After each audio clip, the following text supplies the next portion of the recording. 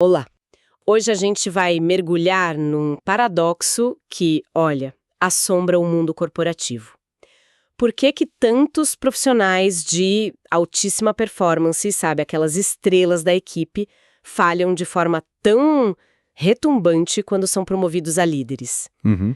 As fontes que a gente tem em mãos, que são um guia prático para novos gestores e umas análises de especialistas, apontam para uma resposta que é fascinante: a liderança situacional. Exato. A ideia central é que não existe um estilo de liderança que sirva para tudo. É isso. A missão aqui, eu diria, é abandonar de vez essa ideia do líder perfeito e abraçar a do líder adaptável. Sim, as fontes nos mostram um mapa, sabe, para entender que a liderança eficaz não é sobre tratar todo mundo igual. Certo. Mas sim sobre dar a cada pessoa exatamente o que ela precisa para crescer, naquela tarefa específica. É uma mudança tipo de tamanho único para alfaiataria de precisão no desenvolvimento de pessoas. Gosto dessa analogia. E o primeiro passo nesse ajuste de mentalidade, segundo o material que a gente leu, é entender uma distinção que é crucial. Parece básica, mas muitos ignoram, que é a diferença entre gerenciar e liderar. E essa distinção é o alicerce de tudo.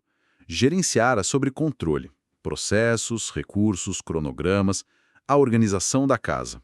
É essencial, claro. Uhum. Liderar, por outro lado, é sobre influência. É inspirar, motivar, desenvolver autonomia, confiança nas pessoas. As fontes são bem claras nisso. Né? A era industrial, que via as equipes como um rebanho, sabe, para ser gerenciado de forma uniforme, ela acabou. Hoje, com equipes multigeracionais, perfis diferentes, quem não se adapta, falha. Então vamos desempacotar o modelo que promete ser a solução para isso, o de Hersey e Blanchard. Ele parece que se apoia em dois pilares, duas dimensões de comportamento do líder. Exato. O quanto de direção ele dá e o quanto de apoio ele oferece. Exatamente. Pensa em direção como o eixo do foco na tarefa. É o líder dizendo o que, como, quando, onde. O passo a passo. Isso. É instrução, definição de metas, supervisão. Já o apoio é o eixo do foco no relacionamento. É ouvir, facilitar, encorajar, dar feedback para construir confiança, motivação. Entendi. E a combinação desses dois eixos, em diferentes intensidades, é o que cria 4 estilos de liderança bem distintos. Certo, então é como se o líder tivesse um equalizador com 2 botões, um para tarefa e outro para relacionamento. Vamos ver o que acontece quando ele mexe nesses botões. Qual é o primeiro estilo? O primeiro é o S1, o estilo diretivo. Aqui, o líder coloca o botão de direção no máximo e o de apoio no mínimo. É alta direção e baixo apoio. Ok. O líder define o plano, as etapas, acompanha de perto. E não é sobre ser autoritário, viu? É sobre ser claro, instrutivo. É o estilo ideal para uma tarefa nova, de alto risco, ou para alguém que está começando do zero. É o faça assim e me mostre quando terminar a primeira etapa. Entendi. É quase um chefe manda, funcionário obedece, mas por uma boa causa, para evitar que a pessoa se perca ou cometa um erro grave logo de cara. Exato. Mas não dá para ficar nesse modo para sempre, certo? Qual seria o próximo passo? Não, seria insustentável.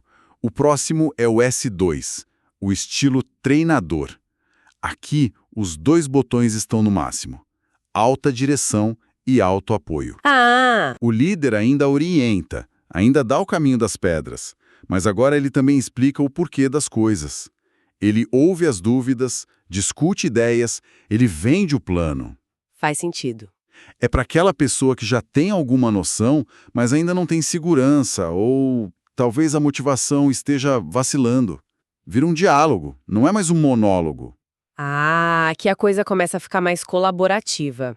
O líder não só diz o que fazer, mas quer garantir que a pessoa entendeu e comprou a ideia. Isso. E quando essa pessoa já está mais segura, já pegou o jeito da coisa. Aí a gente entra no S3, o estilo de apoio. Agora o líder abaixa o botão da direção e mantém o do apoio em alta. Certo. A pessoa já sabe como fazer a tarefa, a competência técnica está lá, o que ela precisa de confiança de um empurrão para tomar a frente. E como o líder faz isso? Ele para de dar respostas e começa a fazer perguntas. Atua como um facilitador, um parceiro de debate, sabe? E vai transferindo a responsabilidade da decisão. É o famoso "o que você acha que a gente deveria fazer?". Gosto disso. A responsabilidade começa a mudar de mãos. E imagino que o último estágio seja a transferência total. Exatamente. É o S4, o estilo delegador. Aqui, os 2 botões estão no mínimo: baixa direção e baixo apoio. Cuidado para não parecer abandono, né? Esse é o ponto. Não é abandono, é confiança. O líder alinha o objetivo final, o que se espera como resultado e dá total autonomia para a pessoa executar. O acompanhamento foca nos resultados, não no processo. É a tão sonhada delegação. Ok, então temos um cinto de ferramentas com 4 opções: diretivo, treinador, apoiador e delegador. Mas, né, ter as ferramentas não adianta nada se você tenta usar um martelo para apertar um parafuso. Perfeito. Como o líder sabe qual ferramenta pegar? Imagino que a resposta esteja do outro lado da mesa. Perfeito. A chave do modelo não está no líder, mas no diagnóstico do liderado. E essa avaliação também se baseia em 2 dimensões. Que são? Competência, que é a soma de conhecimento e habilidade para realizar uma tarefa específica, e empenho, que é a combinação de motivação e confiança. Isso nos dá 4 níveis de desenvolvimento. E aqui a coisa fica interessante, porque não é um rótulo para a pessoa, né? É um retrato dela. Naquela tarefa específica. Precisamente. O primeiro nível é o D1, o iniciante entusiasmado. Baixíssima competência, mas altíssimo empenho.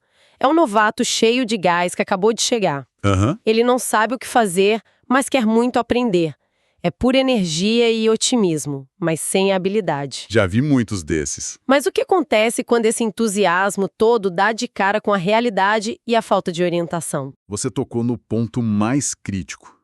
Se um D1 é deixado por conta própria, ele invariavelmente tropeça, erra, se frustra. Claro. E aí ele evolui, ou melhor, regride para o segundo nível, o D2, o aprendiz desiludido. Desiludido.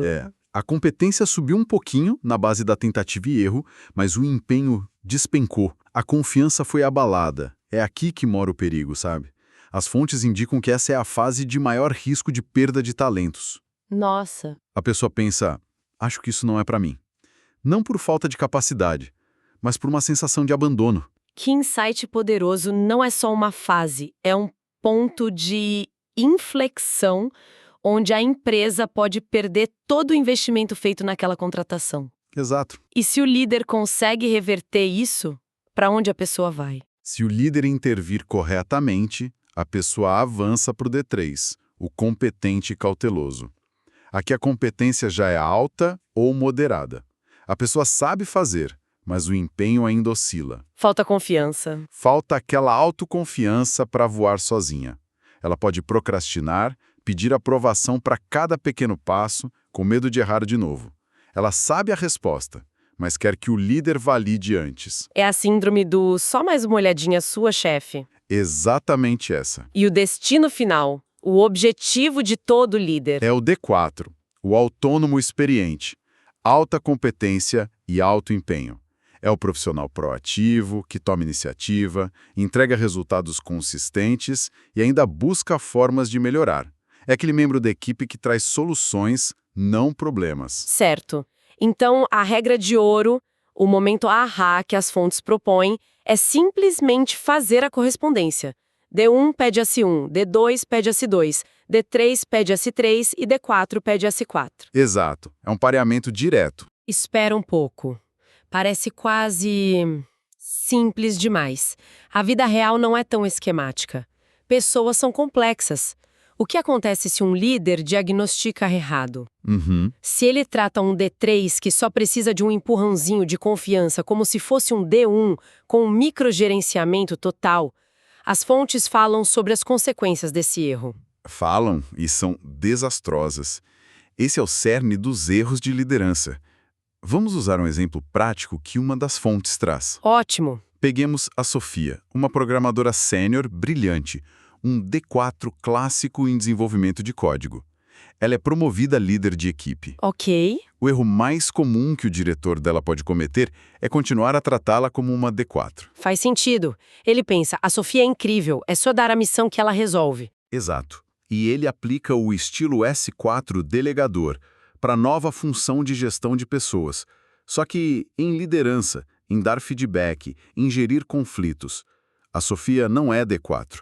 Ela é uma D1 completa. Certo. Cheia de vontade, mas sem saber por onde começar. O resultado? O diretor não está delegando. Ele está, como uma das fontes diz de forma brilhante, delargando. Delargando? Delargando. Ele a abandonou à própria sorte. Adorei o termo, é muito visual. E consigo imaginar o cenário em 3 meses. A equipe da Sofia desmotivada, os prazos estourando, e a própria Sofia, a ex-estrela, frustrada e pensando em pedir demissão. Exatamente isso o cenário. O erro de diagnóstico gerou um ciclo de fracasso. E o oposto também é destrutivo. Como assim? Imagina um outro cenário. Um programador sênior, o Carlos, que é um D4 na área dele. Se o líder dele, por insegurança ou vício em controle, começar a aplicar um estilo S1 diretivo nele... Ah, não. Carlos, quero que você escreva essa função exatamente assim, usando esta biblioteca, e me mostre a cada 30 minutos seu progresso. Isso seria sufocante. É o famoso microgerenciamento. O Carlos, que é um especialista, se sentiria desrespeitado, desmotivado. E provavelmente começaria a procurar outro emprego onde a autonomia dele fosse valorizada. Claro. O líder está usando o martelo para uma tarefa que exige um bisturi. Outro erro clássico é a falta de dinamismo. Não evoluir junto. Exato. O líder faz o diagnóstico certo no começo, usa S1 com a Sofia, nossa nova líder, mas esquece de evoluir com ela. A Sofia aprende, se desenvolve, passa para D2, depois D3, mas o líder continua preso no S1, tratando-a como uma eterna iniciante. Liderança é uma dança, não uma foto estática. E isso me leva a uma questão prática. Com a correria do dia a dia, como um líder pode fazer esse diagnóstico de forma rápida e eficaz? Não dá para aplicar um questionário de 30 perguntas antes de cada tarefa. Não, claro que não. Uma das fontes sugere um roteiro mental de 60 segundos, quase um checklist. Gosto disso. Antes de interagir com alguém sobre uma tarefa, o líder se pergunta, rapidinho. 1. Qual é a tarefa exatamente? Seja específico. 2. Qual a competência real da pessoa para esta tarefa? 3. Qual o empenho dela? Ela parece confiante, motivada? 4. Com base nisso, qual o nível D mais provável? E o quinto passo, imagina. É o quinto. Qual o estilo S correspondente que eu devo usar nesta conversa? Isso transforma a teoria numa ferramenta muito prática. E é importante reforçar algo que uma das fontes destaca com veemência. Isso não é mimimi, né? Não é sobre deixar todo mundo felizinho. De forma alguma. Adaptar o estilo de liderança tem a ver com resultados concretos, com produtividade, com rentabilidade. Sem dúvida, ser assertivo no estilo acelera a curva de aprendizado de forma brutal. Com a Sofia, a nossa D1 em liderança, o S1 inicial garante que ela não cometa erros básicos. Quando ela vira D2 frustrada, o S2 do líder com muito apoio é o que impede ela de desistir. Certo. Para o D3, o S3 a empodera.